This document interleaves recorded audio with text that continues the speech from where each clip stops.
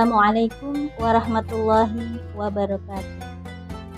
Alhamdulillah, alhamdulillahirabbil alamin wa bihi nasta'inu ala umuri dunya waddin. Wassalatu wassalamu ala asrofil anbiya'i wal mursalin wa ala alihi wa ashabihi ajma'in. Asyhadu an la ilaha illallah wa asyhadu anna Muhammadan abduhu la nabiyya ba'dah. Rabbi shrah li sadri wa yassir li amri wahlul 'uqdatam min lisani yafqahu qawli. Ayah bunda yang dirahmati Allah dan anak-anak sekalian yang berbahagia, marilah sama-sama kita panjatkan puja dan puji syukur kehadirat Allah Subhanahu wa Ta'ala yang telah memberikan berbagai macam kenikmatan kepada kita semuanya, terutama nikmat iman dan Islam, sehingga sampai detik ini kita masih diberi kesempatan untuk senantiasa berbuat baik, apalagi di dalam bulan Ramadan ini ya.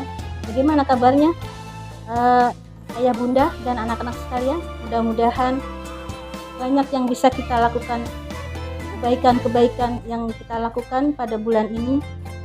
Salah satunya adalah dengan thalabul ilmi. Salawat serta salam tak lupa terlimpah curahkan kepada qudwah hasanah kita, Nabi Muhammad sallallahu alaihi wasallam beserta keluarganya, sahabatnya, serta pengikutnya sampai akhir zaman. Dan semoga kita semuanya mendapatkan syafaat di yaumil akhir. Amin amin ya rabbal alamin. Ayah bunda yang dirahmati Allah, anak adalah takdir yang diberikan Allah kepada kita.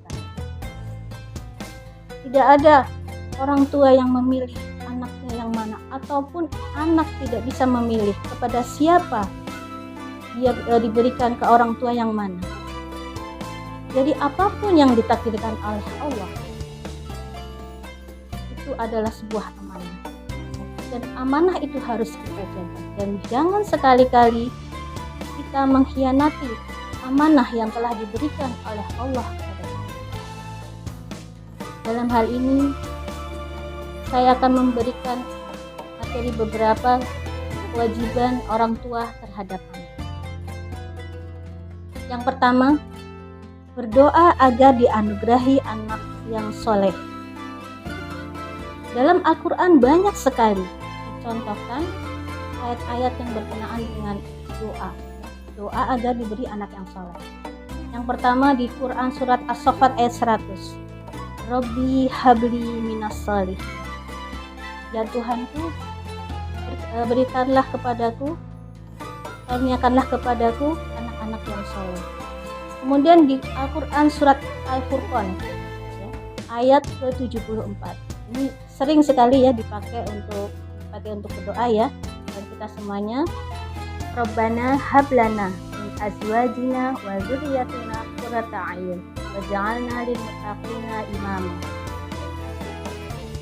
Kemudian yang kedua, bergembira dengan kelahiran anak, baik anak itu laki-laki ataupun anak itu perempuan. Sebagaimana dikisahkan di dalam Al-Quran ya, surat An-Nahl ayat 58 sampai 59.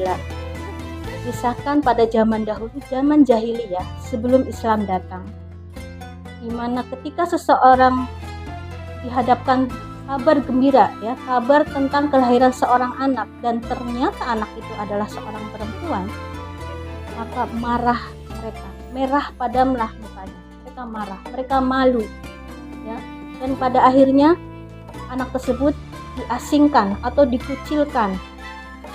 Bahkan ada juga yang menguburnya hidup-hidup. Alhamdulillah min dzalik. Tapi setelah Islam datang, alhamdulillah, Nabi Muhammad diutus untuk mengajarkan ajaran Islam. Kebiasaan itu tidak lagi dipakai. Alhamdulillah.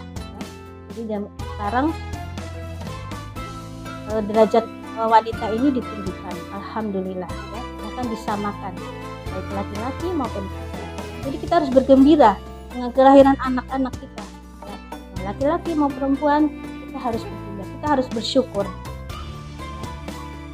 Karena banyak sekali di luar sana ya orang tua yang belum sampai sekarang udah menikah tapi belum dikaruniai oleh anak. Yang selanjutnya yang ketiga adalah mentahnik dan mendoakan keberkahan baginya. Mentahnik ini adalah menyuapi bayi dengan kurma yang sudah dikunyah dan dibasah. Ini dicontohkan oleh Rasulullah ya Shallallahu Alaihi Wasallam. Ya, ketika itu Nabi dihadapkan ya, didatangkan bayi-bayi. Kemudian beliau mentahniknya dan mendoakan untuk keberkahannya. Saat itu diriwayatkan beliau mentahnik cucunya, yaitu Hasan dan Husain. Selanjutnya ya Bunda yang dipakai Allah, kewajiban selanjutnya yang keempat, mengakekahkan. Dalam sebuah hadis Rasulullah Shallallahu Alaihi Wasallam, kullu gulamin rahinatun bi aqiqatihi, tadbahu anhu yauma sabaihi wa takhluqu wa yusamma. Setiap anak itu tergadai atas akikahnya. Disembelihkannya kambing di hari yang ketujuh. Ya. Jadi disunahkan disembelihkan kambing ya di hari yang ketujuh. Ya. Untuk laki-laki 2 ekor kambing, untuk anak perempuan itu 1 ekor kambing. Nah, kemudian dicukur rambutnya dan diberi nama. Nah, itu sunnahnya. Kemudian yang kelima, memberi nama yang baik. Di antara nama-nama yang baik, contohnya nama yang mengandung penghambaan seperti Abdullah, Abdurrahman. Kemudian nama-nama yang mengandung pujian, contohnya Ahmad, Muhammad, dan lain-lain. Dan nama yang mengandung pengharapan, contohnya Ali, kemudian Amir, Solih, dan ada juga nama-nama baik yang mengandung semangat, contohnya Syaifullah, Syamsuddin, dan lain-lain sebagainya. Selanjutnya yang keenam, memenuhi kebutuhan jasmani. Contohnya yang pertama itu menyusui ya. Menyusui ini bagi seorang ibu ya, disebutkan dalam Al-Quran surat Al-Baqarah ayat 233, bagaimana itu disebutkan bagaimana menyusui anak itu selama 2 tahun penuh ya.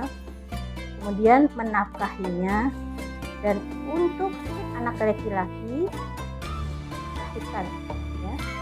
Baik, selanjutnya yang ketujuh, bersikap lemah lembut dan kasih sayang, dan dicarikan teman serta lingkungan yang baik.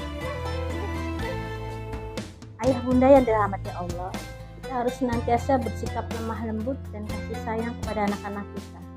Ya, terkadang anak-anak itu melakukan satu perbuatan ya di luar harapan kita,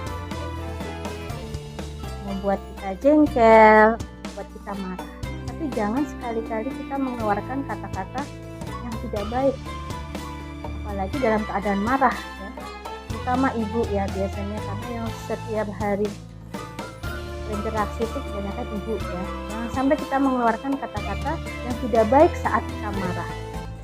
Sebaiknya kita doakan saja ya. Jadi dengan sikap yang lemah lembut, yang walaupun agak sedikit marah ya, tetap kita harus bersikap lemah lembut ya.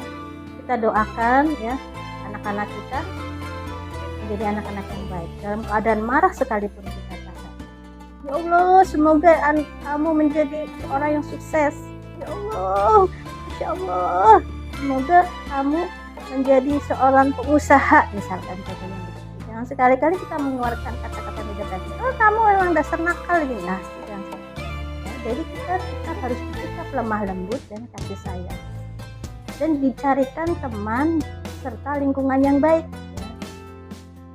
Dalam hal ini kita mencarikan teman dan lingkungan itu di dalam pendidikan formalnya. Jadi kita carikan sekolah-sekolah yang baik ya. Sekolah yang mengajarkan akidah dan akhlak yang baik ya. Sekolah yang bisa membuat anak-anak kita menjadi generasi Rabbani, ya, para penghafal Quran dan lain sebagainya. Baik, selanjutnya yang kedelapan, mendidiknya dengan tauhid, ibadah, akhlak dan keterampilan. Walaupun sudah kita sekolahkan anak-anak kita, tetap kita harus mendidiknya di rumah, ya, karena waktu sekolah itu hanya beberapa jam ya, selebihnya itu lebih banyak di rumah. Jadi kita tetap mendidik dengan tauhid, ya, dicontohkan dalam Quran surat Luqman ayat 31. Wa idh qala Luqman libnihi wa huwa ya'iduhu ya bunayya la tusyrik billah inna syirka la zulmun adzim. Dan berkatalah Luqman kepada anaknya ketika dia memberi pelajaran kepadanya, jangan menyekutukan Allah, karena sesungguhnya menyekutukan Allah adalah perbuatan yang sangat zalim. Itu pendidikan tauhid, ya, disebutkan dalam Al-Quran. Dan yang lebih banyak berinteraksi dalam mendidik, ya, disebutkan dalam Al-Quran itu lebih banyak adalah seorang ayah, ya. Kemudian mendidiknya dengan ibadah, bagaimana kita memberi pelajaran tentang ibadah, ya, ibadah baik ibadah yang mahdoh maupun ibadah ghairu mahdoh. Ibadah mahdoh itu yang seperti apa? Ibadah yang sudah ada syariatnya, ya, sudah ada ketentuannya di dalam Al-Quran dan juga hadis, ya. Contohnya sholat, puasa, ya, puasa di bulan Ramadan, ya, yang sekarang sedang kita jalani, kemudian zakat dan naik haji. Sedangkan ibadah ghairu mahdoh itu yang berhubungan dengan muamalah dengan manusia, berbuat baik kepada manusia, sesama manusia, berbuat baik kepada lingkungan sekitarnya, ya, hewan, tanaman dan sebagainya. Itu termasuk juga ibadah. Ya, selanjutnya mendidik dengan akhlak dan keterampilan. Ya, keterampilan di sini adalah apa yang akan diingat oleh anak kita dan nanti dijadikan bekal di masa yang akan datang. Sebagaimana sabda Rasulullah SAW, didiklah anakmu sesuai zaman. Kalau sekarang zaman, ya, yang sudah kita ketahui dengan kemajuan teknologi, ya, berbagai macam dengan kemajuan teknologi, ya, seperti gadget, ya. Nah, kita didik anak-anak kita bagaimana bisa menggunakan kemajuan teknologi itu agar dapat berguna, ya, agar dapat bermanfaat, bukan hanya sekedar untuk permainan, misalkan game dan sebagainya. Gitu, ya. Selanjutnya, ya, yang terakhir menikahkannya jika telah dewasa. Ya, ayah bunda yang dirahmati Allah, kita pasti menginginkan anak-anak kita, ya, baik yang laki-laki maupun yang perempuan, jika sudah dewasa menikah dengan orang-orang yang soleh, orang-orang yang solehah. Ya. Nah, itu kewajiban yang ke-9. Dan jangan lupa tetap berdoa, ya, berdoa agar anak-anak kita, ya, keturunan kita mendapatkan jodoh yang baik. Itu saja dari saya yang sedikit ini, semoga bermanfaat, ya. Yang benar datangnya dari Allah, yang salah datangnya dari diri pribadi saya. Semoga bermanfaat. Wabillahi taufiq wal hidayah. Assalamualaikum warahmatullahi wabarakatuh.